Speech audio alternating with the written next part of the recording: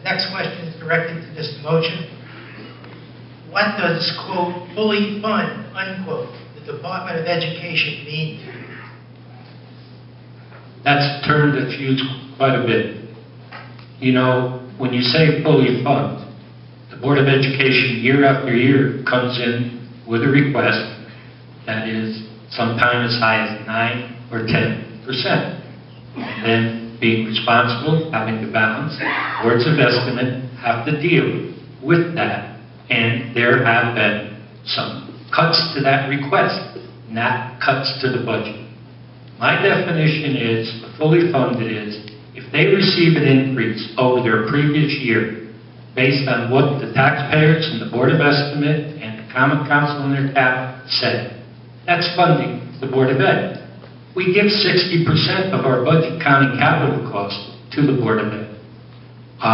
For years we were saying there were mistakes made up there in how they spent money.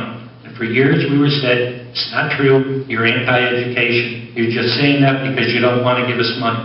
And then lo and behold, thanks to the efforts of the Finance Department, Mr. Hamilton, our Board of Ed people, and some of the new people they brought into the Board of Ed, they found that there were horrific spending patterns, silos of spending that one department didn't know what the other department was doing, short-circuiting the health account.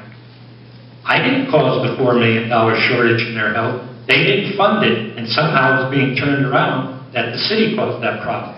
We found it. So we will do our best to, quote, fully fund education.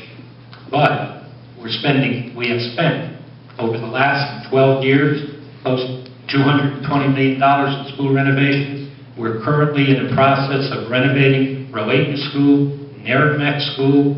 All of the middle schools have been renovated and tried to be brought up. So we spent a lot of money on education.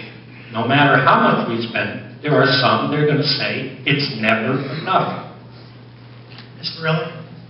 Fully funded to me means bringing the stakeholders together, putting together a reasonable budget, determining how we can give our children the best education possible, then spending the money in the right places, rather than just spending money irresponsibly, figuring out where the money can be best utilized. Fully funded means, again, trying to find the best possible budget that we can put together, reasonable, and then bringing it to the Board of Estimate and Taxation, and getting the money and giving it to the city, giving it to the Board of Education. We have to make sure that our children get an education. We need to make sure that people want to move back to Norwalk so they can send their children to our schools, so that the people that live in Norwalk stop sending people to private schools. We have a wonderful, wonderful school system with wonderfully dedicated teachers. Unfortunately, they never have a seat at the table to start talking about the things that they need. Decisions are made by people outside of the people in the classroom. And those are the people that really know what we need and should be brought to the table with their ideas and information. I'm not saying to just give money away. I'm saying to make sure that we give money that can be spent in the right place. But one of the most important things that we can do in this city is to give our children an education. Nothing is a higher priority. Mr. Moccia? You're telling me Bruce Million's not been at the table? I doubt that. I think he's been very much at the table.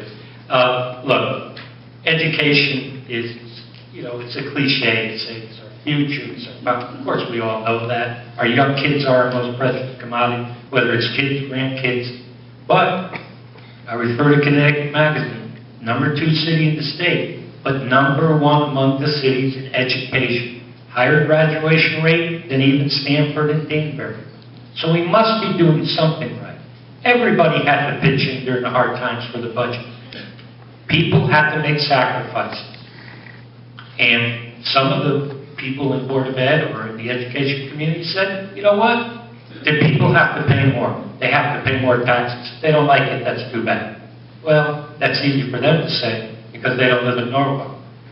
So I'll stand by what we've done with the Board of Ed. And by the way, they have unlimited spending powers. I can't control how they spend the money. That's by state law. Mr. Rilling? Well, apparently a lot of people don't read Connecticut Magazine because we have too many people that are talking that our Board of Education is not properly funded. They're saying that our Board of Education or our school system is dysfunctional, and they're moving out of the city of Norwalk, where they're sending their children to private schools. Now, again, I'm not saying that we need to spend money irresponsibly, but we need to do everything we can to make sure that our children are getting the proper education. And if people are moving out of the city of Norwalk or sending their children to private schools, then obviously they don't believe they are. I think we have wonderfully dedicated teachers. I've met with many of the teachers. When I say bringing them to the table, I'm talking about getting their ideas. They're the people in the classroom that directly impact on our children's education. Getting their ideas. They're not irresponsible. They're not looking to be overly funded. They're just looking for the amount of money necessary to do their job. The next question will be directed